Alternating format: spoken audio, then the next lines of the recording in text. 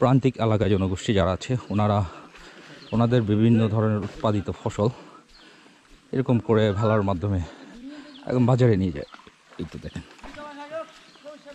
যেমন কাঁঠাল দেখেন, কাঁঠালগুলো বাজারে নিয়ে যাবে। এদিকে কলাছড়া আছে। এটা হচ্ছে তাওপাড়া যাওয়ার রুট। আমরা নদী হয়ে যাচ্ছি, আর আপনারা দেখতেছেন এখানে বাঁশের ভেলা।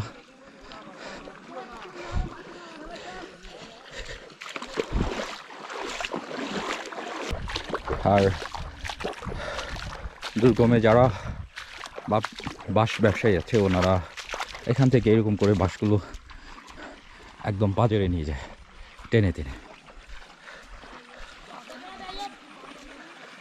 খুব সুন্দর জায়গা আসলে।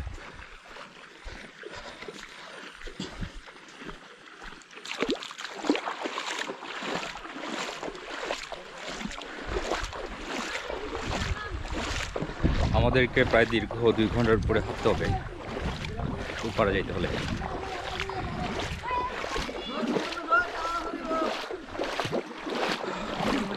যে খালটা দেখতে পাচ্ছেন এটা হচ্ছে পোপা খাল নামে খ্যাত।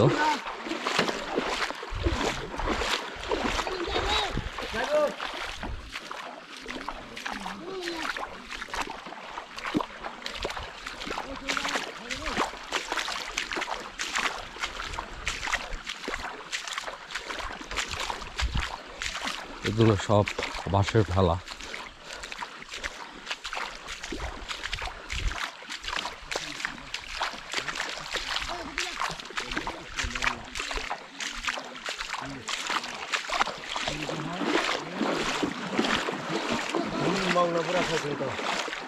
আর আমরা হেঁটে হেঁটে যাচ্ছি। আর বৃষ্টিকালে এখানে ছোট বোট চলে, নৌকা চলে। আর এখানকার প্রান্তিক এলাকায় জনগোষ্ঠী যারা আছে ওনাদের বিভিন্ন ধরনের উৎপাদিত ফসল এরকম করে ভেলার মাধ্যমে একদম বাজারে নিয়ে যায়। এই তো দেখেন,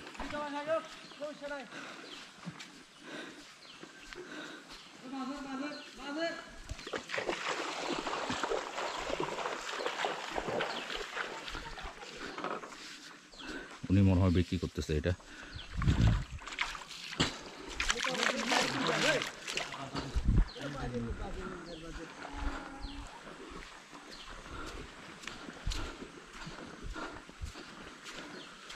আর বিভিন্ন ধরনের ফলমূল যেমন কাঁঠাল দেখেন, কাঁঠালগুলো বাজারে নিয়ে যাবে ভেলার মাধ্যমে, বাঁশের ভেলার মাধ্যমে। আরবদা যারা আসে ওনারা এখান থেকে ওরকম প্রান্তিক জনগোষ্ঠী যারা আছেন ওনাদের কাছ থেকে ওনারা এই কাঁঠাল বলেন, কলা বলেন, এগুলো নিয়ে যায় বাজারে, নিয়ে এগুলো বিক্রি করে থাকে।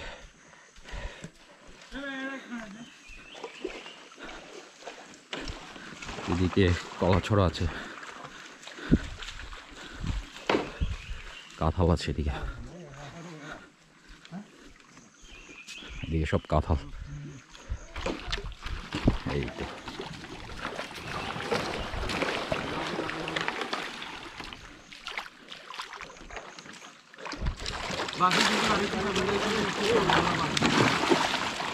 ওয়াও, ঢালার, ও ঢালারগুলো কিন্তু